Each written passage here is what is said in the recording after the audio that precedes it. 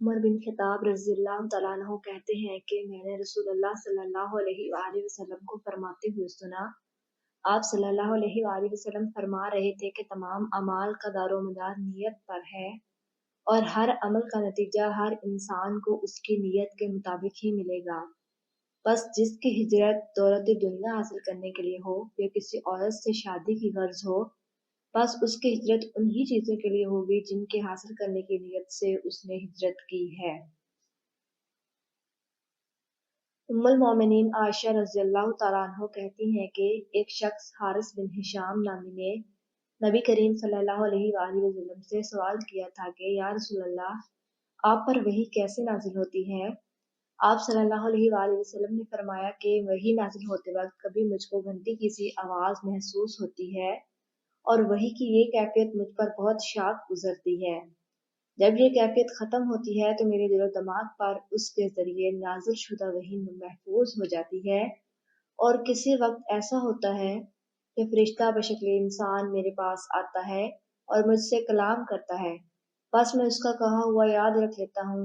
आयशा रज़ियल्लाहु तआला अन्हा का बयान है कि मैंने सख्त कड़ाके की सर्दी में नबी करीम सल्लल्लाहु अलैहि वसल्लम को देखा है कि आप सल्लल्लाहु अलैहि वसल्लम पर वही नाज़िल हुई और जब उसका सिलसिला मौकूफ हुआ तो आप सल्लल्लाहु अलैहि वसल्लम की पेशानी पसीने से शराबूर थी।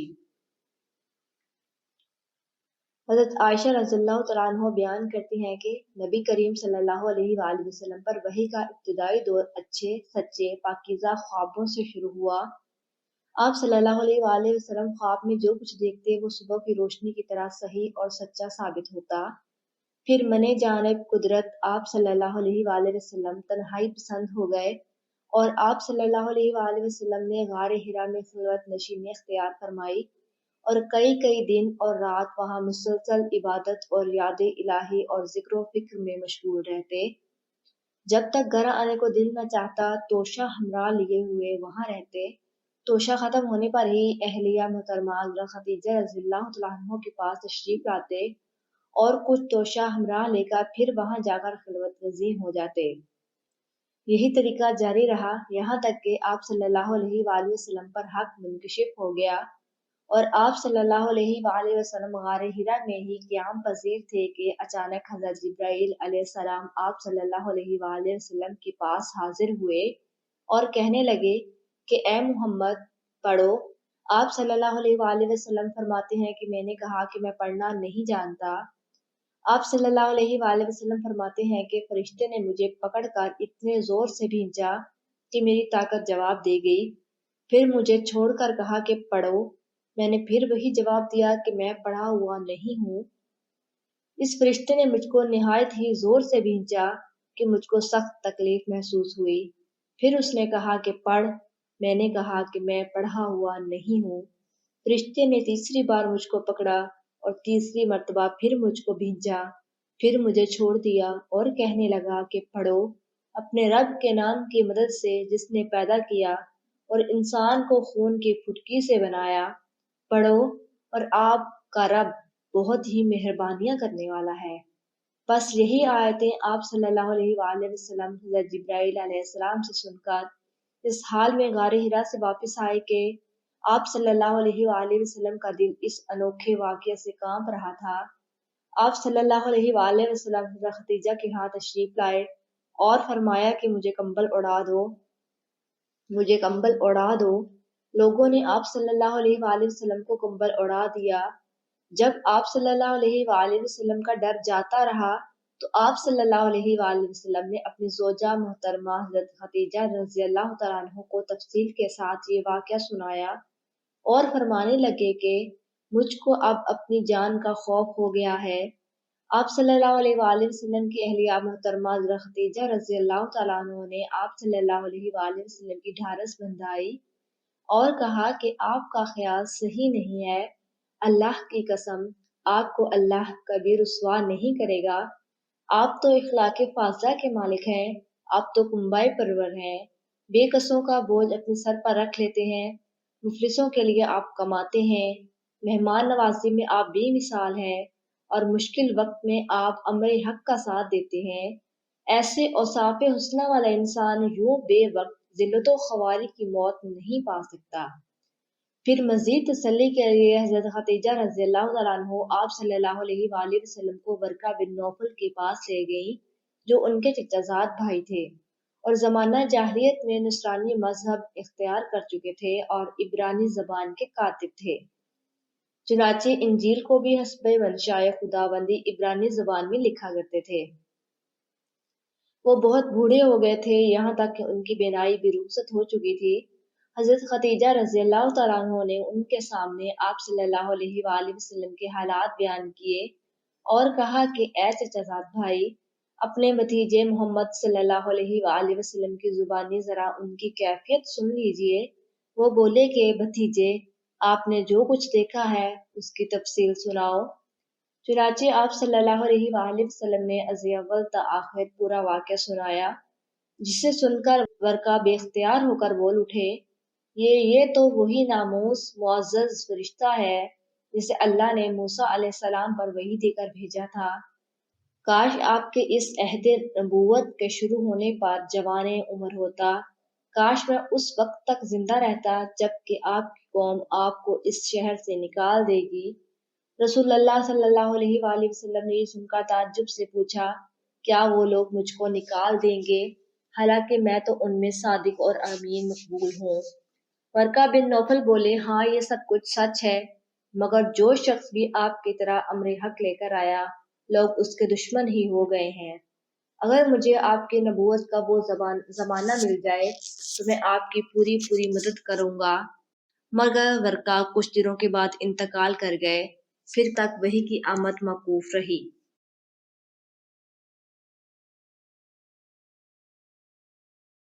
جابر بن عبداللہ انصاری رضی اللہ تعالیٰ عنہ بیان کرتے ہیں، آپ صلی اللہ علیہ وآلہ وسلم نے وحی کے رک جانے کے زمانے کے حالات بیان فرماتے ہوئے کہا کہ ایک روز میں چلا جا رہا تھا کہ اچانک میں نے آسمان کی طرف ایک آواز سنی اور میں نے اپنا سر آسمان کی طرف اٹھایا، کیا دیکھتا ہوں کہ وہی فرشتہ جو میرے پاس غار حرا میں آیا تھا وہ آسمان اور زمین کے بیچ میں ایک کرسی پر بیٹھا ہوا ہے۔ میں اس سے ڈر گیا اور گھر آنے پر میں نے پھر کمبل اوڑھنے کی خواہش ظاہر کی۔ اس وقت اللہ تعالیٰ کی طرف سے یہ آیات نازل ہوئیں، اے لحاف اوڑھ کر لیٹنے والے، اٹھ کھڑا ہو اور لوگوں کو عذاب الہی سے ڈرا اور اپنے رب کی بڑائی بیان کر اور اپنے کپڑوں کو پاک صاف رکھ اور گندگی سے دور رہ۔ اس کے بعد وہی تیزی کے ساتھ پے در پہ آنے لگی۔ اس حدیث کو یحییٰ بن بکیر کے علاوہ لیث بن سعد سے عبداللہ بن یوسف اور ابو صالح نے بھی روایت کیا ہے، اور عقیل کے علاوہ زہری سے حلال بن رواد نے بھی روایت کیا ہے۔ سعید بن جبیر رضی اللہ تعالیٰ عنہ روایت کرتے ہیں کہ انہوں نے ابن عباس رضی اللہ تعالیٰ عنہ سے کلام الہی الف کی تفسیر کے سلسلے میں سنا ہے کہ رسول اللہ صلی اللہ علیہ وسلم نزول قرآن کے وقت بہت سختی محسوس فرمایا کرتے تھے، اور اس کی علامتوں میں سے ایک یہ تھی کہ یاد کرنے کے لیے آپ اپنے ہونٹ کو ہلاتے تھے۔ ابن عباس رضی اللہ تعالیٰ عنہ نے کہا کہ میں اپنے ہونٹ ہلاتا ہوں جس طرح آپ ہلاتے تھے۔ سعید کہتے ہیں کہ میں بھی اپنے ہونٹ ہلاتا ہوں جس طرح ابن عباس رضی اللہ تعالیٰ عنہ کو میں نے ہلاتے دیکھا۔ پھر انہوں نے اپنے ہونٹ ہلائے۔ ابن عباس رضی اللہ تعالیٰ عنہ نے کہا، پھر یہ آیت اتری کہ اے محمد، قرآن کو جلد یاد کرنے کے لیے اپنی زبان نہ ہلاؤ، اس کا جمع کر دینا اور پڑھا دینا ہمارے ذمے ہے۔ حضرت ابن عباس رضی اللہ تعالیٰ عنہ کہتے ہیں کہ یعنی قرآن آپ صلی اللہ علیہ وآلہ وسلم کے دل میں جما دینا اور پڑھا دینا ہمارے ذمے ہے۔ پھر جب ہم پڑھ چکیں تو اس پڑھے ہوئے کی اتباع کرو۔ ابن عباس رضی اللہ تعالیٰ عنہ فرماتے ہیں کہ آپ اس کو خاموشی کے ساتھ سنتے رہو، اس کے بعد مطلب سمجھا دینا ہمارے ذمے ہے۔ پھر یقیناً یہ ہماری ذمہ داری ہے کہ آپ اس کو پڑھو، یعنی اس کو محفوظ کر سکو۔ چنانچہ اس کے بعد جب آپ کے پاس جبرائیل علیہ السلام وحی لے کر آتے تو آپ توجہ سے سنتے، جب وہ چلے جاتے تو رسول اللہ صلی اللہ علیہ وآلہ وسلم اس کو اسی طرح پڑھتے جس طرح جبرائیل علیہ السلام نے اس کو پڑھا تھا۔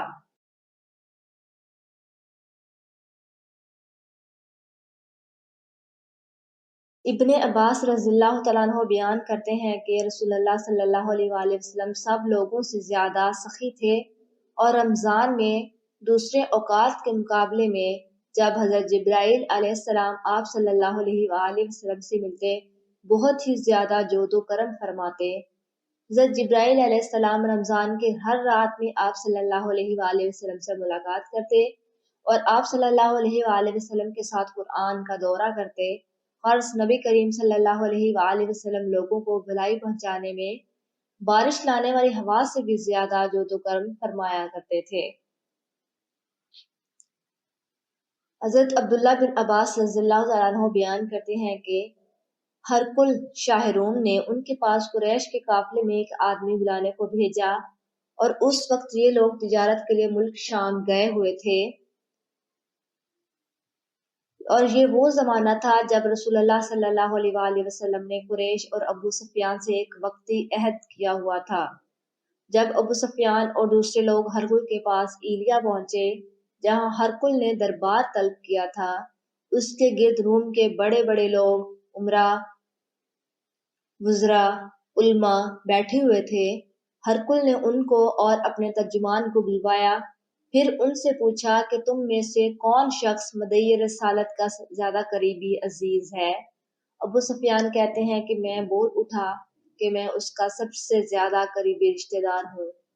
یہ سن کر ہرقل نے حکم دیا کہ ابو سفیان کو میرے قریب لا کر بٹھاؤ اور اس کے ساتھیوں کو اس کی پیٹھ کے پیچھے بٹھا دو۔ پھر اپنے ترجمان سے کہا کہ ان لوگوں سے کہہ دو کہ میں ابو سفیان سے اس شخص کے یعنی حضرت محمد صلی اللہ علیہ وآلہ وسلم کے حالات پوچھتا ہوں، اور اگر یہ مجھ سے کسی بات میں جھوٹ بول دے تو تم اس کا جھوٹ ظاہر کر دینا۔ ابو سفیان کا قول ہے کہ اللہ کی قسم اگر مجھے یہ غیرت نہ آتی کہ یہ لوگ مجھ کو جھٹلائیں گے تو میں آپ صلی اللہ علیہ وآلہ وسلم کی نسبت ضرور غلط کوئی سے کام لیتا۔ خیر، پہلی بات جو ہرقل نے مجھ سے پوچھی وہ یہ کہ اس شخص کا خاندان تم لوگوں میں کیسا ہے؟ میں نے کہا وہ تو بڑے اونچے عالی نسب والے ہیں۔ کہنے لگا اس سے پہلے بھی کسی نے تم لوگوں میں ایسی بات کہی تھی؟ میں نے کہا نہیں۔ کہنے لگا اچھا، اس کے بڑوں میں کوئی بادشاہ ہوا ہے؟ میں نے کہا نہیں۔ پھر اس نے کہا بڑے لوگوں نے اس کی پیروی اختیار کی ہے یا کمزوروں نے؟ میں نے کہا نہیں، کمزوروں نے۔ پھر کہنے لگا اس کے تابع دار روز بڑھتے جاتے ہیں یا کوئی ساتھی پھر بھی جاتا ہے؟ میں نے کہا نہیں۔ کہنے لگا کیا اپنے اس دعوی نبوت سے پہلے کبھی کسی بھی موقع پر اس نے جھوٹ بولا ہے؟ میں نے کہا نہیں۔ اور اب ہماری اس سے صلح کی ایک مقررہ مدت ٹھہری ہوئی ہے، معلوم نہیں وہ اس میں کیا کرنے والا ہے۔ ابو سفیان کہتے ہیں میں اس بات کے سوا اور کوئی جھوٹ اس گفتگو میں شامل نہ کر سکا۔ ہرقل نے کہا کیا تمہاری اس سے کبھی لڑائی بھی ہوتی ہے؟ میں نے کہا کہ ہاں۔ بولا پھر تمہاری اور اس کی جنگ کا کیا حال ہوتا ہے؟ میں نے کہا لڑائی ڈول کی طرح ہے، کبھی وہ ہم سے میدان جنگ جیت لیتے ہیں اور کبھی ہم ان سے جیت لیتے ہیں۔ ہرقل نے پوچھا وہ تمہیں کس بات کا حکم دیتا ہے؟ میں نے کہا کہ وہ کہتا ہے کہ صرف ایک اللہ کی عبادت کرو، اس کا کسی کو شریک نہ بناؤ، اور اپنے باپ دادا کی شرک کی باتیں چھوڑ دو، اور ہمیں نماز پڑھنے، سچ بولنے، پرہیزگاری اور صلہ رحمی کا حکم دیتا ہے۔ یہ سب سن کر پھر ہرقل نے اپنے ترجمان سے کہا کہ ابو سفیان سے کہہ دے کہ میں نے تم سے اس کا نسب پوچھا تو تم نے کہا کہ وہ ہم میں عالی نسب ہے، اور پیغمبر اپنی قوم میں عالی نسب ہی بھیجے جایا کرتے ہیں۔ میں نے تم سے پوچھا کہ دعوی نبوت کی یہ بات تمہارے اندر اس سے پہلے کسی اور نے بھی کہی تھی؟ تو تم نے جواب دیا کہ نہیں۔ تب میں نے اپنے دل میں کہا کہ اگر یہ بات اس سے پہلے کسی نے کہی ہوتی تو میں سمجھتا کہ اس شخص نے بھی اسی بات کی تقلید کی ہے جو پہلے کہی جا چکی ہے۔ میں نے تم سے پوچھا کہ اس کے بڑوں میں کوئی بادشاہ بھی گزرا ہے؟ تم نے کہا کہ نہیں۔ تو میں نے دل میں کہا کہ ان کے بزرگوں میں سے کوئی بادشاہ ہوا ہوگا تو کہہ دوں گا کہ وہ شخص اس بہانے سے اپنے آباء و اجداد کی بادشاہت اور ان کا ملک حاصل کرنا چاہتا ہے۔ اور میں نے تم سے پوچھا کہ اس بات کے کہنے یعنی پیغمبری کا دعویٰ کرنے سے پہلے تم نے کبھی اس کو دروغ گوئی کا الزام لگایا ہے؟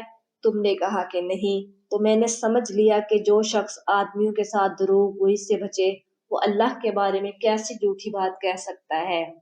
اور میں نے تم سے پوچھا کہ بڑے لوگ اس کے پیرو ہوتے ہیں یا کمزور آدمی؟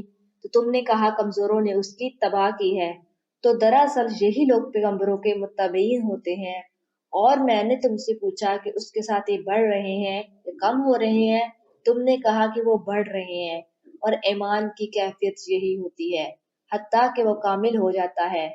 اور میں نے تم سے پوچھا کہ آیا کوئی شخص اس کے دین سے ناخوش ہو کر مرتد بھی ہو جاتا ہے؟ تم نے کہا نہیں۔ تو ایمان کی خاصیت بھی یہی ہے، جن کے دلوں میں اس کی مسرت رچ بس جائے وہ اس سے لوٹا نہیں کرتے۔ اور میں نے تم سے پوچھا کہ آیا وہ کبھی عہد شکنی کرتے ہیں؟ تم نے کہا نہیں۔ پیغمبروں کا یہی حال ہوتا ہے، وہ عہد کی خلاف ورزی نہیں کرتے۔ اور میں نے تم سے کہا کہ وہ تم سے کس چیز کے لیے کہتے ہیں؟ تم نے کہا کہ وہ ہمیں حکم دیتے ہیں کہ اللہ کی عبادت کرو، اس کے ساتھ کسی کو شریک نہ ٹھہراؤ، اور تمہیں بتوں کی پرستش سے روکتے ہیں، سچ بولنے اور پرہیزگاری کا حکم دیتے ہیں۔ لہٰذا اگر یہ باتیں جو تم کہہ رہے ہو سچ ہیں تو ان قریب وہ اس جگہ کا مالک ہو جائے گا کہ جہاں میرے یہ دونوں پاؤں ہیں۔ مجھے معلوم تھا کہ وہ پیغمبر آنے والا ہے، مگر مجھے یہ معلوم نہیں تھا کہ وہ تمہارے اندر ہوگا۔ اگر میں جانتا کہ اس حد تک پہنچ سکوں گا تو اس سے ملنے کے لیے ہر تکلیف گوارا کرتا۔ اگر میں اس کے پاس ہوتا تو اس کے پاؤں دھوتا۔ ہرکل نے رسول اللہ صلی اللہ علیہ وآلہ وسلم کا وہ خط منگوایا جو آپ نے دہیہ کلبی رضی اللہ تعالیٰ عنہ کے ذریعے حاکم بصرہ کے پاس بھیجا تھا، اور اس نے وہ ہرکل کے پاس بھیج دیا تھا کہ اس کو پڑھا تو اس میں لکھا تھا، اللہ کے نام کے ساتھ جو نہایت مہربان اور رحم والا ہے۔ اللہ کے بندے اور اس کے پیغمبر محمد صلی اللہ علیہ وآلہ وسلم کی طرف سے یہ خط ہے شاہ روم کے لیے۔ اس شخص پر سلام ہو جو ہدایت کی پیروی کرے۔ اس کے بعد میں آپ کے سامنے دعوت اسلام پیش کرتا ہوں۔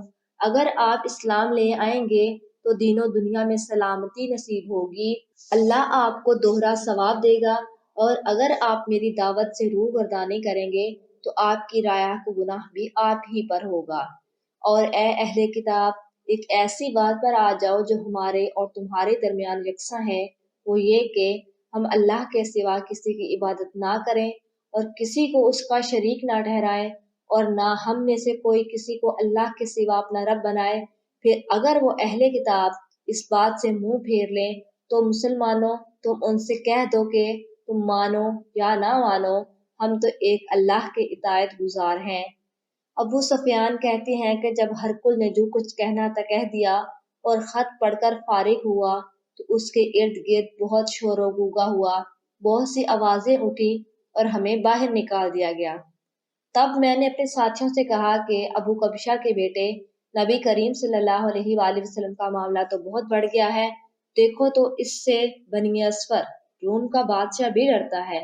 مجھے اس وقت سے اس بات کا یقین ہو گیا کہ نبی کریم صلی اللہ علیہ وآلہ وسلم عنقریب غالب ہو کر رہیں گے، حتیٰ کہ اللہ نے مجھے مسلمان کر دیا۔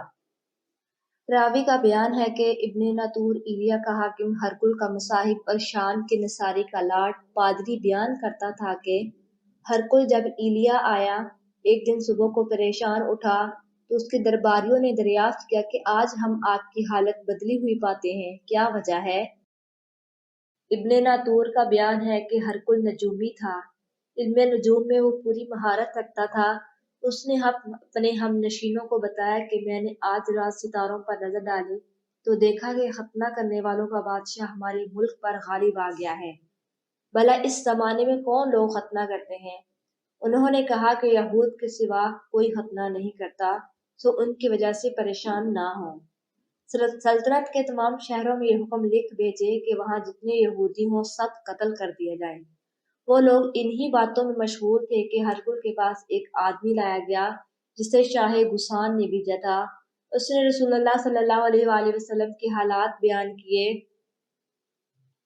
جب ہرکل نے سارے حالات سن لیے تو کہا کہ جا کر دیکھو وہ ختنہ کیے ہوئے ہیں یا نہیں۔ انہوں نے اسے دیکھا تو بتلایا کہ وہ ختنہ کیا ہوا ہے۔ ہرکل نے جب اس شخص سے عرق کے بارے میں پوچھا تو اس نے بتلایا کہ وہ ختنہ کرتے ہیں۔ تب ہرکل نے کہا کہ یہی محمد صلی اللہ علیہ وآلہ وسلم اس امت کے بادشاہ ہیں جو پیدا ہو چکے ہیں۔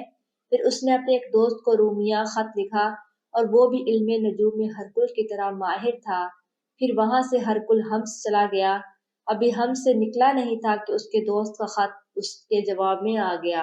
اس کی رائے بھی نبی کریم صلی اللہ علیہ وآلہ وسلم کے ظہور کے بارے میں ہرکل کے موافق تھی کہ محمد صلی اللہ علیہ وآلہ وسلم واقع پیغمبر ہیں۔ اس کے بعد ہرکل نے روم کے بڑے آدمیوں کو اپنے حمص کے محل میں طلب کیا اور اس کے حکم سے محل کے دروازے بند کر لیے گئے۔ پھر وہ اپنے خاص محل سے باہر آیا اور کہا، اے روم والو، کیا ہدایت اور کامیابی میں کچھ حصہ تمہارے لیے بھی ہے؟ اگر تم اپنی سلطنت کی بقا چاہتے ہو تو پھر اس نبی کی بیعت کر لو اور مسلمان ہو جاؤ۔ یہ سننا تھا کہ پھر وہ لوگ وحشی گدھوں کی طرح دروازے کی طرف دوڑے مگر انہیں بند پایا۔ آخر جب ہرکل نے اس بات سے ان کی یہ نفرت دیکھی اور ان کے ایمان لانے سے مایوس ہو گیا تو کہنے لگا، ان لوگوں کو میرے پاس لاؤ۔ جب وہ دوبارہ آئے تو اس نے کہا، میں نے جو بات کہی تھی اس سے تمہاری دینی پختگی کی آزمائش مقصود تھی، سو وہ میں نے دیکھ لی۔ تب یہ بات سن کر وہ سب اس کے سامنے سجدے میں گر پڑے اور اس سے خوش ہو گئے۔ بالآخر ہرکل کی آخری حالت یہی رہی۔ ابو عبداللہ کہتے ہیں کہ اس حدیث کو صالح بن کیسان، یونس اور معمر نے بھی زہری سے روایت کیا ہے۔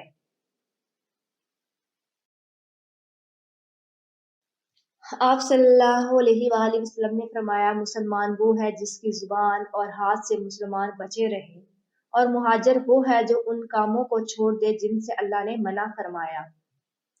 ابو عبداللہ امام بخاری رحمۃ اللہ علیہ نے فرمایا اور ابو معاویہ نے کہ ہم کو حدیث بیان کی ہے داؤد بن ابی ہند نے، انہوں نے روایت کی عامر شبی سے، انہوں نے کہا کہ میں نے سنا عبداللہ بن عمرو بن عاص سے، وہ حدیث بیان کرتے ہیں جناب نبی کریم صلی اللہ علیہ وآلہ وسلم سے، اور کہا کہ عبدالعلی نے روایت کیا داؤد سے، انہوں نے عامر سے، انہوں نے عبداللہ سے، انہوں نے عبداللہ بن عمرو بن عاص سے، انہوں نے نبی کریم صلی اللہ علیہ وآلہ وسلم سے۔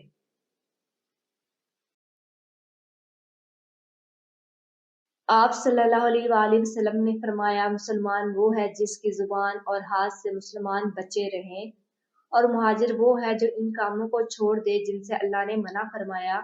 ابو عبداللہ امام بخاری رحمۃ اللہ علیہ نے فرمایا اور ابو معاویہ نے کہ ہم کو حدیث بیان کی داؤد بن ابی ہند نے، انہوں نے روایت کی عامر شبی سے، انہوں نے کہا کہ میں نے سنا عبداللہ بن عمرو بن عاص سے، وہ حدیث بیان کرتے ہیں جناب نبی کریم صلی اللہ علیہ وآلہ وسلم سے، اور کہا کہ عبداللہ علی نے روایت کی داؤد سے، انہوں نے عامر سے، انہوں نے عبداللہ بن عمرو بن عاص سے، انہوں نے نبی کریم صلی اللہ علیہ وآلہ وسلم سے۔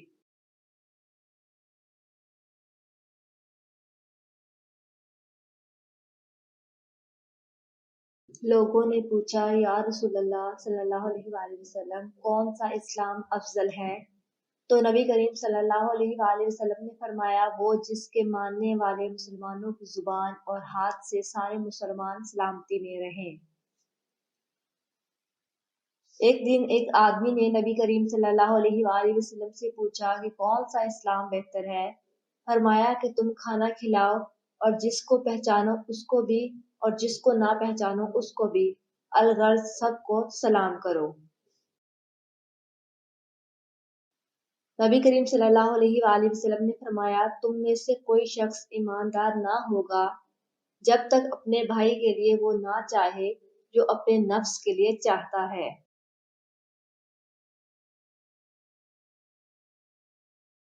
بے شک رسول اللہ صلی اللہ علیہ وآلہ وسلم نے فرمایا، قسم ہے اس ذات کی جس کے ہاتھ میں میری جان ہے، تم میں سے کوئی بھی ایماندار نہ ہوگا جب تک میں اس کے والد اور اولاد سے بھی زیادہ اس کا محبوب نہ بن جاؤں۔ نبی کریم صلی اللہ علیہ وآلہ وسلم نے فرمایا، تم میں سے کوئی شخص ایماندار نہ ہوگا جب تک اس کے والد اور اس کی اولاد اور تمام لوگوں سے زیادہ اس کے دل میں میری محبت نہ ہو جائے۔ وہ نبی کریم صلی اللہ علیہ وآلہ وسلم سے آپ صلی اللہ علیہ وآلہ وسلم نے فرمایا، 3 خصلتیں ایسی ہیں جس میں یہ پیدا ہو جائیں اس نے ایمان کی مٹھاس کو پا لیا۔ اول یہ کہ اللہ اور اس کا رسول اس کے نزدیک سب سے زیادہ محبوب بن جائیں۔ دوسرے یہ کہ وہ کسی انسان سے محض اللہ کی رضا کے لیے محبت رکھے۔ تیسرے یہ کہ وہ کفر میں واپس لوٹنے کو ایسا برا جانے جیسا کہ آگ میں ڈالے جانے کو برا جانتا ہے۔ آپ صلی اللہ علیہ وآلہ وسلم نے فرمایا، انصار سے محبت رکھنا ایمان کی نشانی ہے اور انصار سے کینہ رکھنا نفاق کی نشانی ہے۔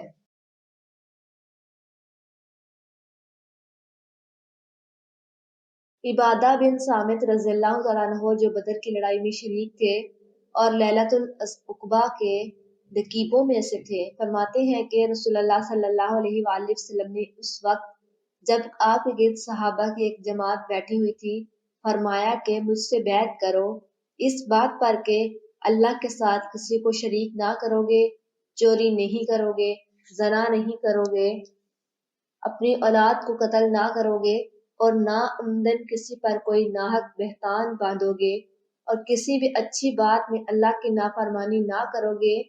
جو کوئی تم میں اس عہد کو پورا کرے گا تو اس کا ثواب اللہ کے ذمہ ہے، اور جو کوئی ان بری باتوں میں سے کسی کا ارتکاب کرے اور اسے دنیا میں اسلامی قانون کے تحت سزا دے دی گئی تو یہ سزا اس کے گناہوں کے لیے بدلہ ہو جائے گی، اور جو کوئی ان میں سے کسی بات میں مبتلا ہو گیا اور اللہ نے اس کے گناہ کو چھپا لیا تو پھر اس کا معاملہ اللہ کے حوالے ہے، اگر چاہے معاف کرے اور اگر چاہے سزا دے دے۔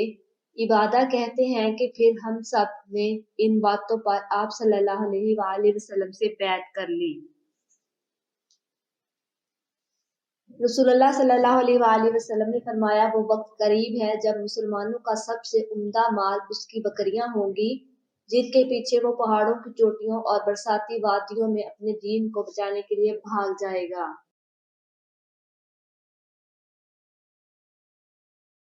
رسول اللہ صلی اللہ علیہ وآلہ وسلم لوگوں کو کسی بات کا حکم دیتے تو ایسا ہی کام ہوتا جس کے کرنے کی لوگوں میں طاقت ہوتی۔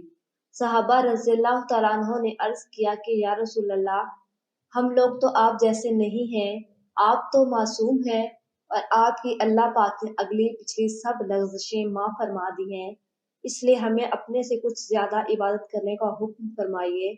یہ سن کر آپ صلی اللہ علیہ وسلم ناراض ہوئے، حتیٰ کہ خفگی آپ صلی اللہ علیہ وآلہ وسلم کے چہرے مبارک سے ظاہر ہونے لگی۔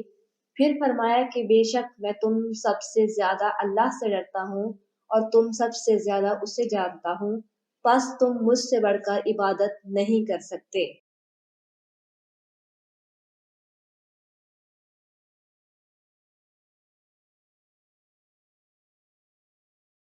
آپ صلی اللہ علیہ وآلہ وسلم نے فرمایا، جس شخص میں یہ 3 باتیں ہوں گی وہ ایمان کا مزہ پا لے گا۔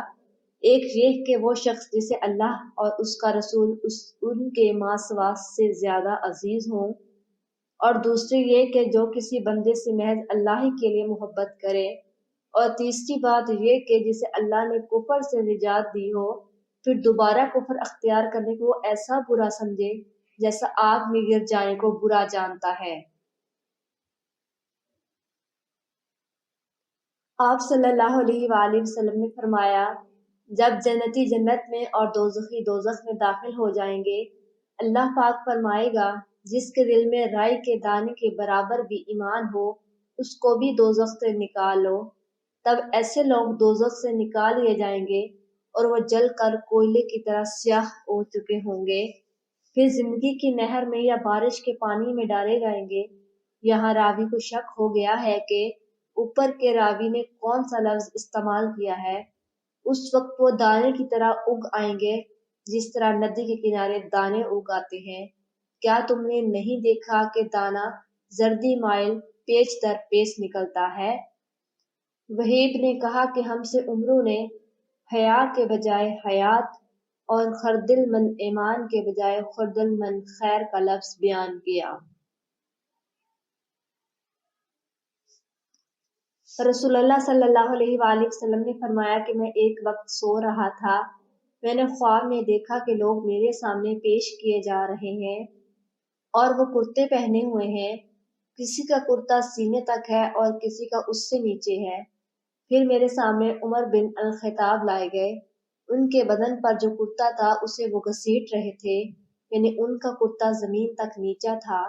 صحابہ نے پوچھا کہ یا رسول اللہ اس کی کیا تعبیر ہے؟ آپ صلی اللہ علیہ وآلہ وسلم نے فرمایا کہ اس سے دین مراد ہے۔ ایک دفعہ رسول اللہ صلی اللہ علیہ وآلہ وسلم ایک انصاری شخص کے پاس سے گزرے، اس حال میں کہ وہ اپنے ایک بھائی سے کہہ رہے تھے کہ تم اتنی شرم کیوں کرتے ہو؟ آپ صلی اللہ علیہ وآلہ وسلم نے اس انصاری سے فرمایا کہ اس کو اس کے حال پر رہنے دو، کیونکہ حیا بھی ایمان ہی کا ایک حصہ ہے۔ رسول اللہ صلی اللہ علیہ وآلہ وسلم نے فرمایا مجھے اللہ کی طرف سے حکم دیا گیا ہے کہ لوگوں سے جنگ کروں اس وقت تک کہ وہ اس بات کا اقرار کر لیں کہ اللہ کے سوا کوئی معبود نہیں، اور یہ کہ محمد صلی اللہ علیہ وآلہ وسلم اللہ کے سچے رسول ہیں، اور نماز ادا کرنے لگیں اور زکوٰۃ دیں۔ جس وقت وہ یہ کرنے لگیں تو مجھ سے اپنے جان و مال کو محفوظ کر لیں گے سوائے اسلام کے حق کے، رہا ان کے دل کا حال تو ان کا حساب اللہ کے ذمہ ہے۔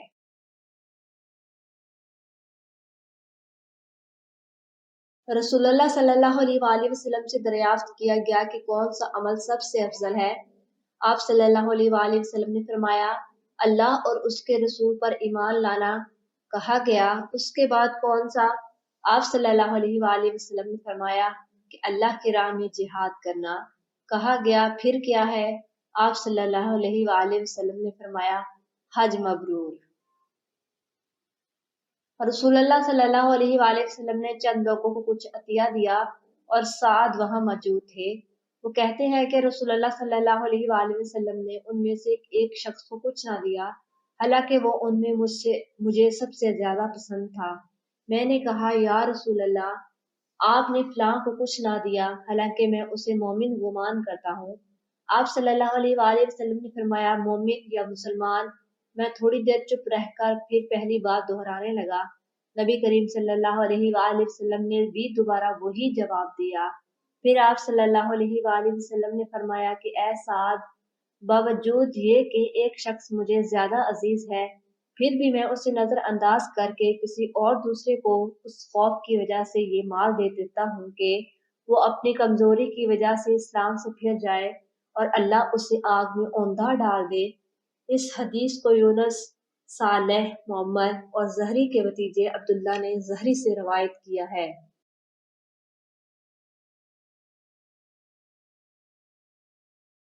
ایک آدمی نے رسول اللہ صلی اللہ علیہ وآلہ وسلم سے پوچھا کون سا اسلام بہتر ہے؟ آپ صلی اللہ علیہ وسلم نے فرمایا کہ تو کھانا کھلائے اور ہر شخص کو سلام کرے، خواہ اس کو تو جانتا ہو یا نہ جانتا ہو۔ نبی کریم صلی اللہ علیہ وآلہ وسلم نے فرمایا مجھے دوزخ دکھلائی گئی تو اس میں زیادہ تر عورتیں تھیں جو کفر کرتی ہیں۔ کہا گیا یا رسول اللہ کیا وہ اللہ کے ساتھ کفر کرتی ہیں؟ آپ صلی اللہ علیہ وآلہ وسلم نے فرمایا کہ خاوند کی ناشکری کرتی ہیں اور احسان کی ناشکری کرتی ہیں۔ اگر تم عمر بھر ان میں سے کسی کے ساتھ احسان کرتے رہو، پھر تمہاری طرف سے کبھی کوئی ان کا خیال میں ناگواری کی بات ہو جائے تو فوراً کہہ اٹھے گی میں نے کبھی بھی تجھ سے کوئی بھلائی نہیں دیکھی۔ میں اس شخص رضی اللہ تعالیٰ عنہ کی مدد کرنے کو چلا، راستے میں مجھ کو ابو بکر ملے۔ پوچھا کہاں جاتے ہو؟ میں نے کہا اس شخص حضرت علی رضی اللہ تعالیٰ عنہ کی مدد کرنے کو جاتا ہوں۔ ابو بکر نے کہا اپنے گھر کو لوٹ جاؤ، میں نے نبی کریم صلی اللہ علیہ وآلہ وسلم سے سنا ہے، آپ صلی اللہ علیہ وآلہ وسلم فرماتے تھے جب دو مسلمان اپنی اپنی تلواریں لے کر بھڑ جائیں تو قاتل اور مقتول دونوں دوزخی ہیں۔ میں نے عرض کی یا رسول اللہ قاتل تو خیر ضرور دوزخی ہونا چاہیے، مقتول کیوں؟ فرمایا وہ بھی اپنے ساتھی کو مار ڈالنے کی حرص رکھتا تھا، موقع پاتا تو وہ اسے ضرور قتل کر دیتا۔ دل کے عزم صمیم پر وہ دوستی ہوا۔ میں ابوذر سے ربضہ میں ملا، وہ ایک جوڑا پہنے ہوئے تھے اور ان کا غلام بھی جوڑا پہنے ہوا تھا۔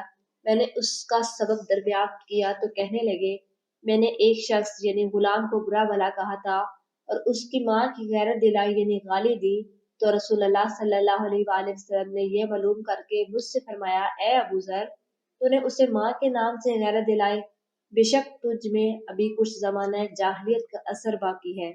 یاد رکھو ماتحت لوگ تمہارے بھائی ہیں، اللہ نے اپنی کسی مصلحت کی بنا پر انہیں تمہارے قبضے میں دے رکھا ہے، تو جس کے ماتحت اس کا کوئی بھائی ہو تو اس کو بھی وہی کھلائے جو آپ کھاتا ہو، اور وہی کپڑا اسے پہنائے جو آپ پہنتا ہو، تو ان کو اتنے کام کی تکلیف نہ دو کہ ان کے لیے مشکل ہو جائے، اور اگر کوئی سخت کام ڈالو تو تم خود بھی ان کی مدد کرو۔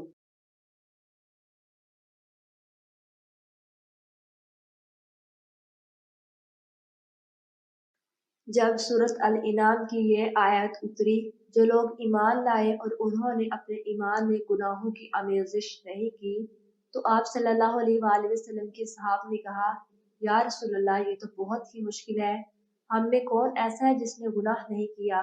تب اللہ پاک نے سورۃ لقمان کی یہ آیت اتاری کہ بے شک شرک بڑا ظلم ہے۔ آپ صلی اللہ علیہ وآلہ وسلم نے فرمایا، منافق کی علامتیں تین ہیں: جب بات کرے جھوٹ بولے، جب وعدہ کرے اس کے خلاف کرے، اور جب اس کو امین بنایا جائے تو خیانت کرے۔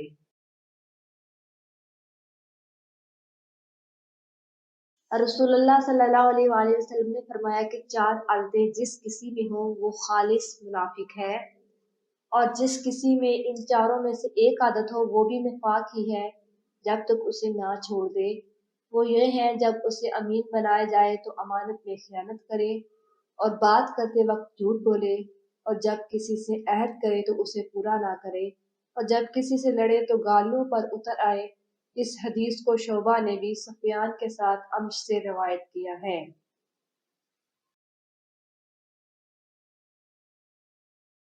رسول اللہ صلی اللہ علیہ وآلہ وسلم نے فرمایا، جو شخص شب قدر ایمان کے ساتھ محض ثواب آخرت کے لیے ذکر و عبادت میں گزارے، اس کے گزشتہ گناہ بخش دیے جاتے ہیں۔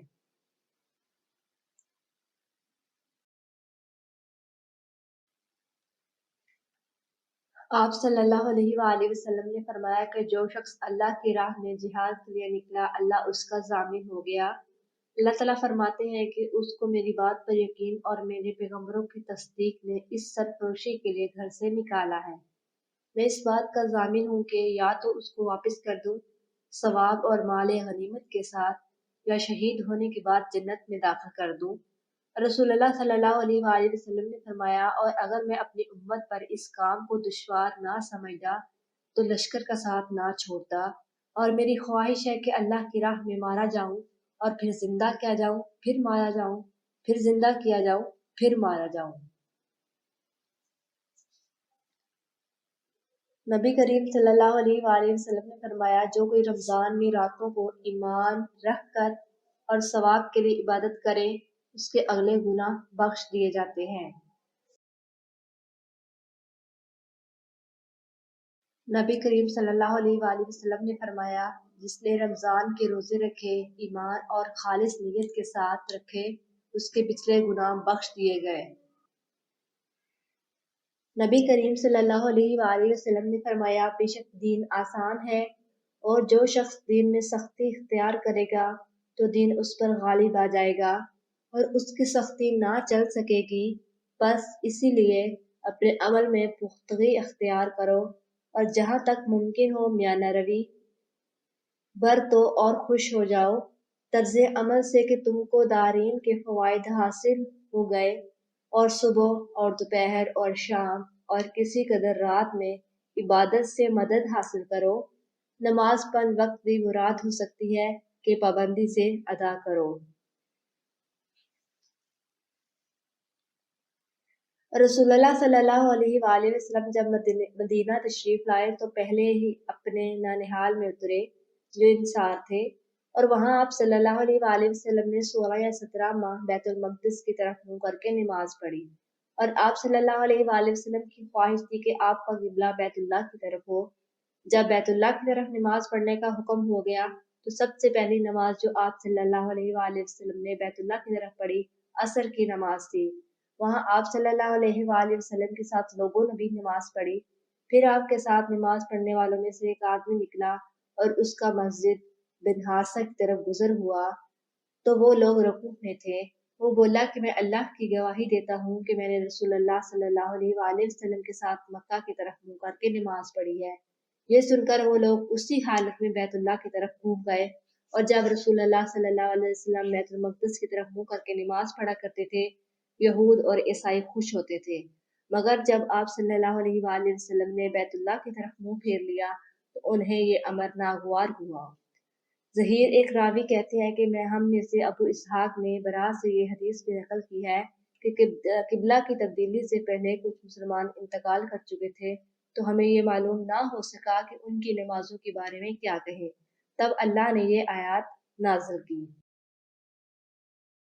انہوں نے رسول اللہ صلی اللہ علیہ وآلہ وسلم کو ارشاد فرماتے ہوئے سنا، جب ایک بندہ مسلمان ہو جائے اور اس کا اسلام عمدہ ہو، یقین و خلوص کے ساتھ ہو، تو اللہ اس کے گناہ کو جو اس نے اسلام لانے سے پہلے کیا معاف فرما دیتا ہے، اور اب اس کے بعد کے لیے بدلہ شروع ہو جاتا ہے، یعنی ایک نیکی کے عوض 10 گنا سے لے کر 700 گنا تک ثواب، اور ایک برائی کا اسی برائی کے مطابق بدلہ دیا جاتا ہے، مگر یہ کہ اللہ تعالیٰ اس برائی سے بھی درگزر کرے اور اسے بھی معاف فرما دے، یہ بھی اس کے لیے آسان ہے۔ رسول اللہ صلی اللہ علیہ وآلہ وسلم نے فرمایا کہ تم میں سے کوئی شخص جب اپنے اسلام کو عمدہ بنا لے، یعنی نفاق اور ریا سے پاک کر لے، تو ہر نیک کام جو وہ کرتا ہے اس کی عوض 10 سے لے کر 700 گنا تک نیکیاں لکھی جاتی ہیں، اور ہر برا کام جو کرتا ہے وہ اتنا ہی لکھا جاتا ہے جتنا کہ اس نے کیا ہے۔ رسول اللہ صلی اللہ علیہ وآلہ وسلم ایک دن ان کے پاس آئے۔ اس وقت ایک عورت میرے پاس بیٹھی تھی۔ آپ نے دریافت کیا یہ کون ہے؟ میں نے عرض کیا فلاں عورت، اور اس کی نماز کی اشتیاق اور پابندی کا ذکر کیا۔ آپ صلی اللہ علیہ وآلہ وسلم نے فرمایا ٹھہر جاؤ، سن لو کہ تم پر اتنا ہی عمل واجب ہے جتنے عمل کی طاقت تمہارے اندر ہے۔ اللہ کی قسم ثواب دینے سے اللہ نہیں اکتاتا، مگر تم عمل کرتے کرتے اکتا جاؤ گے، اور اللہ کو دین کا وہی عمل زیادہ پسند ہے جس کی ہمیشہ پابندی کی جا سکے اور انسان بغیر اکتائے اسے انجام دے۔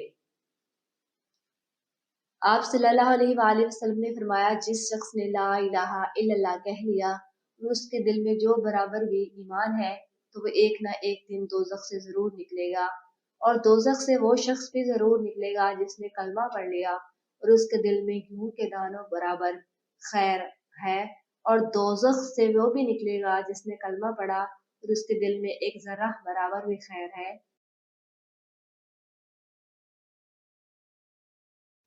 ایک یہودی نے ان سے کہا کہ اے امیر المومنین، تمہاری کتاب قرآن میں ایک آیات ہے جسے تم پڑھتے ہو، اگر وہ ہم یہودیوں پر نازل ہوتی تو ہم اس کے نزول کے دن کو یوم عید بنا لیتے۔ آپ نے پوچھا وہ کون سی آیت ہے؟ اس نے جواب دیا سورۃ المائدہ کی یہ آیت کہ آج میں نے تمہارے دین کو مکمل کر دیا اور اپنی نعمت تم پر تمام کر دی اور تمہارے لیے دین اسلام پسند کیا۔ عمر رضی اللہ تعالیٰ عنہ فرمایا کہ ہم اس دن اور اس مقام کو خوب جانتے ہیں جب یہ آیات رسول اللہ صلی اللہ علیہ وسلم پر نازل ہوئی۔ اس وقت آپ صلی اللہ علیہ وآلہ وسلم عرفات میں جمعہ کے دن کھڑے ہوئے تھے۔ نجد والوں میں ایک شخص نبی کریم صلی اللہ علیہ وآلہ وسلم کے پاس آیا، سرے پریشان یعنی بال بکھرے ہوئے تھے۔ ہم اس کی آواز کی بنبناہٹ سنتے تھے اور ہم سمجھ نہیں پا رہے تھے کہ وہ کیا کہہ رہا ہے، یہاں تک کہ وہ نزدیک آن پہنچا۔ جب معلوم ہوا کہ وہ اسلام کے بارے میں پوچھ رہا ہے، نبی کریم صلی اللہ علیہ وآلہ وسلم نے فرمایا کہ اسلام دن رات میں 5 نمازیں پڑھنا ہے۔ اس نے کہا بس اس کے سوا تو اور کوئی نماز مجھ پر نہیں۔ آپ صلی اللہ علیہ وآلہ وسلم نے فرمایا نہیں، مگر تو نفل پڑھے تو اور بات ہے۔ نبی کریم صلی اللہ علیہ وآلہ وسلم نے فرمایا اور رمضان کے روزے رکھنا؟ اس نے کہا اور تو کوئی روزہ مجھ پر نہیں۔ آپ صلی اللہ علیہ وآلہ وسلم نے فرمایا نہیں، مگر تو نفل روزے رکھے تو اور بات ہے۔ طلحہ نے کہا اور نبی کریم صلی اللہ علیہ وآلہ وسلم نے اس سے زکوٰۃ کا بیان کیا۔ وہ کہنے لگا بس اور کوئی صدقہ مجھ پر نہیں؟ آپ صلی اللہ علیہ وآلہ وسلم نے فرمایا نہیں مگر یہ کہ تو نفل صدقہ دے تو اور بات ہے۔ راوی نے کہا پھر وہ شخص پیٹ موڑ کر چلا، یوں کہتا جاتا تھا اللہ کی قسم میں نہ اس سے بڑھاؤں گا نہ گھٹاؤں گا۔ نبی کریم صلی اللہ علیہ وآلہ وسلم نے فرمایا اگر یہ سچا ہے تو اپنی مراد کو پہنچ گیا۔ نبی کریم صلی اللہ علیہ وآلہ وسلم نے فرمایا جو کوئی ایمان رکھ کر اور ثواب کی نیت سے کسی مسلمان کے جنازے کے ساتھ جائے اور نماز اور دفن سے فراغت ہونے تک اس کے ساتھ رہے تو وہ 2 قیرات ثواب لے کر لوٹے گا۔ ہر قیرات اتنا بڑا ہوگا جیسے احد کا پہاڑ، اور جو شخص جنازے پر نماز پڑھ کر دفن سے پہلے لوٹ جائے تو وہ 1 قیرات ثواب لے کر لوٹے گا۔ روح کے ساتھ اس حدیث کو عثمان معزز نے بھی روایت کیا ہے۔ کہا ہم سے اوف نے بیان کیا، انہوں نے محمد بن سیرین سے سنا، انہوں نے ابو ہریرہ رضی اللہ تعالیٰ عنہ سے، انہوں نے نبی کریم صلی اللہ علیہ وآلہ وسلم سے اگلی روایت کی طرح۔ نبی کریم صلی اللہ علیہ وآلہ وسلم نے فرمایا کہ مسلمان کو گالی دینے سے آدمی فاسق ہو جاتا ہے اور مسلمان سے لڑنا کفر ہے۔ نبی کریم صلی اللہ علیہ وسلم اپنے حجرے سے نکلے تو لوگوں کو شب قدر بتانا چاہتے تھے، وہ کون سی رات ہے۔ اتنے میں 2 مسلمان آپس میں لڑ پڑے۔ آپ صلی اللہ علیہ وآلہ وسلم نے فرمایا میں تو اس لیے باہر نکلا تھا کہ تم کو شب قدر بتلاؤں، اور فلاں فلاں آدمی لڑ پڑے تو وہ میرے دل سے اٹھا لی گئی، اور شاید اسی میں کچھ تمہاری بہتری ہے، تو ایسا کرو کہ شب قدر کو رمضان کی 27ویں، 29ویں، 25ویں رات میں ڈھونڈا کرو۔ ایک دن نبی کریم صلی اللہ علیہ وآلہ وسلم لوگوں میں تشریف فرما تھے کہ آپ کے پاس ایک شخص آیا اور پوچھنے لگا ایمان کسے کہتے ہیں؟ آپ صلی اللہ علیہ وآلہ وسلم نے فرمایا ایمان یہ ہے کہ تم اللہ پاک کے وجود اور اس کی وحدانیت پر ایمان لاؤ، اور اس کے فرشتوں کے وجود پر، اور اس اللہ کی ملاقات کے برحق ہونے پر، اور اس کے رسولوں کے برحق ہونے پر، اور مرنے کے بعد دوبارہ اٹھنے پر ایمان لاؤ۔ پھر اس نے پوچھا کہ اسلام کیا ہے؟ آپ صلی اللہ علیہ وآلہ وسلم نے پھر جواب دیا کہ اسلام یہ ہے کہ تم خالص اللہ کی عبادت کرو اور اس کے ساتھ کسی کو شریک نہ بناؤ، اور نماز قائم کرو اور زکوٰۃ فرض ادا کرو اور رمضان کے روزے رکھو۔ پھر اس نے احسان کے متعلق پوچھا۔ آپ صلی اللہ علیہ وآلہ وسلم نے فرمایا احسان یہ کہ تم اللہ کی عبادت اس طرح کرو گویا تم اسے دیکھ رہے ہو، اگر یہ درجہ نہ حاصل ہو تو پھر یہ تو سمجھو کہ وہ تم کو دیکھ رہا ہے۔ پھر اس نے پوچھا کہ قیامت کب آئے گی؟ آپ صلی اللہ علیہ وآلہ وسلم نے فرمایا اس کے بارے میں جواب دینے والا پوچھنے والے سے کچھ زیادہ نہیں جانتا، البتہ میں تمہیں اس کی نشانیاں بتلا سکتا ہوں۔ وہ یہ ہے کہ جب لونڈی اپنے آقا کو جنے گی، اور جب سیاہ اونٹوں کے چرانے والے دیہاتی لوگ ترقی کرتے کرتے مکانات کی تعمیر میں ایک دوسرے سے بازی لے جانے کی کوشش کریں گے، یاد رکھو قیامت کا علم ان 5 چیزوں میں ہے جن کو اللہ کے سوا کوئی نہیں جانتا ہے۔ پھر آپ نے یہ آیت پڑھی کہ اللہ ہی کو قیامت کا علم ہے کہ وہ کب ہوگی۔ پھر وہ پوچھنے والا پیٹ پھیر کر جانے لگا۔ آپ صلی اللہ علیہ وآلہ وسلم نے فرمایا کہ اسے واپس بلا کر لاؤ۔ لوگ دوڑ پڑے مگر وہ کہیں نظر نہیں آیا۔ آپ صلی اللہ علیہ وآلہ وسلم نے فرمایا کہ وہ جبرائیل علیہ السلام تھے جو لوگوں کو ان کا دین سکھانے آئے تھے۔ ابو عبداللہ امام بخاری رحمۃ اللہ علیہ فرماتے ہیں کہ نبی کریم صلی اللہ علیہ وآلہ وسلم نے ان تمام باتوں کو ایمان ہی قرار دیا ہے۔ ہرقل روم کے بادشاہ نے ان سے کہا میں نے تم سے پوچھا تھا کہ اس رسول کے ماننے والے بڑھ رہے ہیں یا گھٹ رہے ہیں، تم نے جواب میں بتلایا کہ وہ بڑھ رہے ہیں۔ ٹھیک ہے ایمان کا یہی حال رہتا ہے یہاں تک کہ وہ پورا ہو جائے، اور میں نے تجھ سے پوچھا تھا کہ کوئی اس کے دین میں آ کر پھرا اس کو برا جان کر پھر جاتا ہے، تو نے کہا نہیں، اور ایمان کا یہی حال ہے جب اس کی خوشی دل میں سما جاتی ہے تو پھر اس کو کوئی برا نہیں سمجھ سکتا۔ نبی کریم صلی اللہ علیہ وآلہ وسلم سے سنا آپ صلی اللہ علیہ وآلہ وسلم فرماتے تھے حلال کھلا ہوا ہے اور حرام بھی کھلا ہوا ہے، ان دونوں کے درمیان بعض چیزیں شعبے کی ہیں جن کو بہت لوگ نہیں جانتے کہ حلال ہے یا حرام، کہ جو کوئی شعبہ کی چیزوں سے بچ گیا اس نے اپنے دین اور عزت کو بچا لیا، اور جو کوئی ان شبوں کی چیزوں میں پڑ گیا اس کی مثال اس چرواہے کی ہے جو شاہی محفوظ چراگاہ کے آس پاس اپنے جانوروں کو چرائے۔ وہ قریب ہے کہ کبھی اس چراگاہ کے اندر گھس جائے اور شاہی مجرم قرار پائے۔ سن لو، ہر بادشاہ کی ایک چراگاہ ہوتی ہے، اللہ کی چراگاہ اس کی زمین پر حرام چیزیں ہیں، بس ان سے بچو۔ اور سن لو، بدن میں ایک گوشت کا ٹکڑا ہے، جب وہ درست ہوگا سارا بدن درست رہے گا، اور جہاں بگڑا سارا بدن بگڑ گیا۔ سن لو، وہ ٹکڑا آدمی کا دل ہے۔ عبداللہ بن عباس رضی اللہ تعالیٰ عنہ کے پاس بیٹا کرتا تھا، وہ مجھ کو خاص اپنے تخت پر بٹھاتے۔ ایک دفعہ کہنے لگے، تم میرے پاس مستقل طور پر رہ جاؤ، میں اپنے مال میں سے تمہارا حصہ مقرر کر دوں گا۔ تو میں 2 ماہ تک ان کی خدمت میں رہ گیا۔ پھر کہنے لگا کہ عبد القیس کا وفد جب نبی کریم صلی اللہ علیہ وآلہ وسلم کے پاس آیا تو آپ نے پوچھا، یہ کون سی قوم کے لوگ ہیں جو یہ وفد کہاں کا ہے؟ انہوں نے کہا کہ ربیہ خاندان کے لوگ ہیں۔ آپ صلی اللہ علیہ وآلہ وسلم نے فرمایا، مرحبا، اس قوم کو یا اس وقت کو نہ ذلیل ہونے والے نہ شرمندہ ہونے والے، یعنی ان کا آنا بہت خوب ہے۔ وہ کہنے لگے، اے اللہ کے رسول، ہم آپ کی خدمت میں صرف ان حرمت والے مہینوں میں آ سکتے ہیں، کیونکہ ہمارے اور آپ کے درمیان مضر کے کافروں کا قبیلہ آباد ہے۔ بس ہم آپ کو ایک ایسی قطعی بات بتلا دیجیے جس کی خبر ہم اپنے پچھلے لوگوں کو بھی کر دیں جو یہاں نہیں آئے، اور اس پر عمل درآمد کر کے ہم جنت میں داخل ہو جائیں۔ اور انہوں نے آپ سے اتنے برتنوں کے بارے میں بھی پوچھا۔ آپ صلی اللہ علیہ وآلہ وسلم نے ان کو 4 باتوں کا حکم دیا اور 4 قسم کے برتنوں کو استعمال میں لانے سے منع فرمایا۔ ان کو حکم دیا کہ ایک اکیلے اللہ پر ایمان لاؤ۔ پھر آپ صلی اللہ علیہ وسلم نے پوچھا کہ جانتے ہو ایک اللہ پر ایمان لانے کا مطلب کیا ہے؟ انہوں نے کہا، اللہ اور اس کے رسول ہو کی معلوم ہے۔ آپ صلی اللہ علیہ وآلہ وسلم نے فرمایا کہ اس بات کی گواہی دینا اللہ کے سوا کوئی معبود نہیں، اور یہ کہ محمد صلی اللہ علیہ وآلہ وسلم اس کے سچے رسول ہے، اور نماز قائم کرنا اور زکوٰۃ ادا کرنا اور رمضان کے روزے رکھنا اور مال غنیمت سے جو ملے اس کا 5واں حصہ مسلمانوں کے بیت المال میں داخل کرنا، اور 4 برتنوں کے استعمال میں آپ صلی اللہ علیہ وسلم نے ان کو منع فرمایا، سبز لاکھی مرتبان سے اور کدو کے بنائے ہوئے برتن سے، لکڑی کے کھودے ہوئے برتن سے اور روغنی برتن سے، اور فرمایا ان باتوں کا حفظ کر لو اور لوگوں کو بھی بتلا دینا جو تم سے پیچھے ہے اور یہاں نہیں آئے ہیں۔ نبی کریم صلی اللہ علیہ وآلہ وسلم نے فرمایا، عمل نیت ہی سے صحیح ہوتے ہیں یا نیت ہی کے مطابق ان کا بدلہ ملتا ہے، اور ہر آدمی کو وہی ملے گا جو نیت کرے گا۔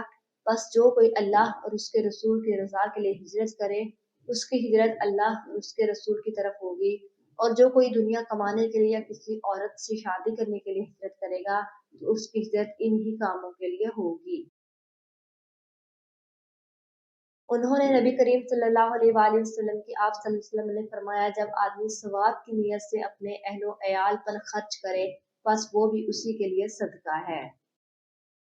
نبی کریم صلی اللہ علیہ وآلہ وسلم نے فرمایا، بے شک تو جو کچھ خرچ کرے اس سے تیری نیت اللہ کی رضا حاصل کرنی ہو تو تجھ کو اس کا ثواب ملے گا، یہاں تک کہ اس پر بھی جو تو اپنی بیوی کے منہ میں ڈالے۔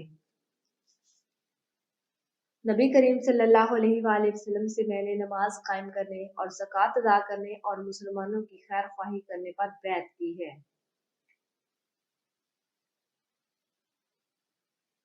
جس دن مغیرہ بن شعبہ حاکم کوفہ کا انتقال ہوا تو وہ خطبے کے لیے کھڑے ہوئے اور اللہ کی تعریف اور خوبی بیان کی اور کہا، تم کو اکیلے اللہ کا ڈر رکھنا چاہیے، اس کا کوئی شریک نہیں، اور تحمل اور اطمینان سے رہنا چاہیے اس وقت تک کہ کوئی دوسرا حاکم تمہارے اوپر آئے، اور وہ بھی آنے والا ہے۔ پھر فرمایا کہ اپنے مرنے والے حاکم کے لیے دعائے مغفرت کرو، کیونکہ وہ مغیرہ بھی معافی کو پسند کرتا تھا۔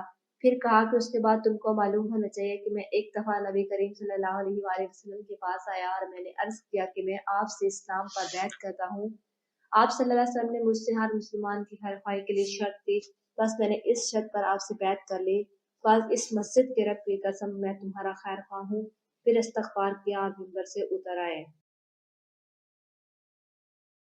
رسول اللہ صلی اللہ علیہ وآلہ وسلم نے فرمایا، اسلام کی بنیاد 5 چیزوں پر قائم کی گئی ہے۔ اولا، گواہی دینا کہ اللہ کے سوا کوئی معبود نہیں اور بے شک محمد صلی اللہ علیہ وآلہ وسلم اللہ کے سچے رسول ہیں، اور نماز قائم کرنا، زکوٰۃ دینا اور حج کرنا، اور رمضان کے روزے رکھنا۔ آپ صلی اللہ علیہ وآلہ وسلم نے فرمایا کہ ایمان کے 60 سے کچھ اوپر شاخیں ہیں اور حیا بھی ایمان کی ایک شاخ ہے۔ نبی کریم صلی اللہ علیہ وآلہ وسلم سفر میں اپنی سواری ہی پر رات کی نماز اشاروں سے پڑھ لیتے تھے، خواہ سواری کا رخ کسی طرف ہو جاتا آپ صلی اللہ علیہ وسلم اشاروں سے پڑھتے رہتے، مگر فرائض اس طرح نہیں پڑھتے تھے اور وتر اپنی اونٹنی پر پڑھ لیتے۔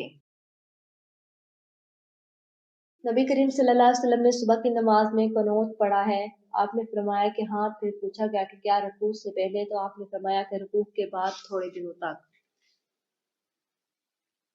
میں نے انس بن مالک رضی اللہ تعالیٰ عنہ سے قنوت کے بارے میں پوچھا تو آپ نے فرمایا دعائے قنوت نبی کریم صلی اللہ علیہ وسلم کے دور میں پڑھی جاتی تھی۔ میں نے پوچھا کہ رکوع سے پہلے یا اس کے بعد؟ آپ نے فرمایا کہ رکوع سے پہلے۔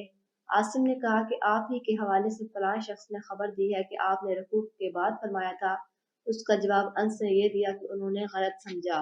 رسول اللہ صلی اللہ علیہ وآلہ وسلم نے رکوع کے بعد صرف ایک مہینہ دعائے قنوت پڑھی تھی۔ ہوا یہ تھا کہ آپ صلی اللہ علیہ وسلم نے صحابہ کرام میں سے 70 قاریوں کے قریب مشرکوں کی ایک قوم دینی آمد کی طرف سے ان کو تعلیم دینے کے لیے بھیجے تھے۔ یہ لوگ ان کے سوا تھے جن پر آپ نے بد دعا کی تھی۔ ان میں اور نبی کریم صلی اللہ علیہ وسلم کے درمیان عہد تھا، لیکن انہوں نے عہد شکنی کی اور قارئین کو مار ڈالا۔ تو نبی کریم صلی اللہ علیہ وآلہ وسلم ایک مہینے تک رکوع کے بعد قنوت پڑھتے رہے اور ان پر بد دعا کرتے رہے۔ نبی کریم صلی اللہ علیہ وآلہ وسلم نے ایک مہینے تک دعا قنوت پڑھی اور اس میں قبائل ریل و ذکوان پر بد دعا کی تھی۔ نبی کریم صلی اللہ علیہ وآلہ وسلم کے عہد میں قنوت مغرب اور فجر میں پڑھی جاتی تھی۔ ایک شخص نے نبی کریم صلی اللہ علیہ وآلہ وسلم سے رات میں نماز کے متعلق معلوم کیا تو آپ صلی اللہ علیہ وآلہ وسلم نے فرمایا کہ رات کی نماز دو رکعت ہے، پھر جب کوئی صبح ہو جانے سے ڈرے تو ایک رکعت پڑھ لے تو وہ اس کی ساری نماز کو طاق بنا دے گی۔ عبداللہ بن عمر رضی اللہ تعالیٰ عنہ وتر کی جب 3 رکعتیں پڑھتے تو 2 رکعت پڑھ کر سلام پھیرتے، یہاں تک کہ ضرورت سے بات بھی کرتے۔ آپ ایک رات اپنی خالہ ام المومنین میمونہ رضی اللہ تعالیٰ عنہ کے ہاں سوئے۔ اب رضی اللہ تعالیٰ عنہ نے کہا کہ میں تکیے کے عرض میں لیٹ گیا اور یا رسول اللہ صلی اللہ علیہ وآلہ وسلم اور آپ کی بیوی لمبائی میں لیٹی۔ آپ صلی اللہ علیہ وسلم سو گئے۔ جب آدھی رات گزری گئی جب اس کے لگ بگ تھی تو آپ صلی اللہ علیہ وسلم بیدار ہوئے۔ نیند کے اثر کو چہرے مبارک پر ہاتھ پھیر کر آپ صلی اللہ علیہ وسلم نے دور کیا۔ اس کے بعد العمران کی 10 آیتیں پڑھی۔ پھر ایک پرانی مشک پانی کی بھری ہوئی لٹک رہی تھی۔ آپ صلی اللہ علیہ وسلم اس کے پاس گئے اور اچھی طرح وضو کیا اور نماز کے لیے کھڑے ہو گئے۔ میں نے بھی ویسا ہی کیا۔ آپ صلی اللہ علیہ وسلم پیار سے اپنا داہنا ہاتھ میرے سر پر رکھ کر اور میرا کان پکڑ کر اسے ملنے لگے۔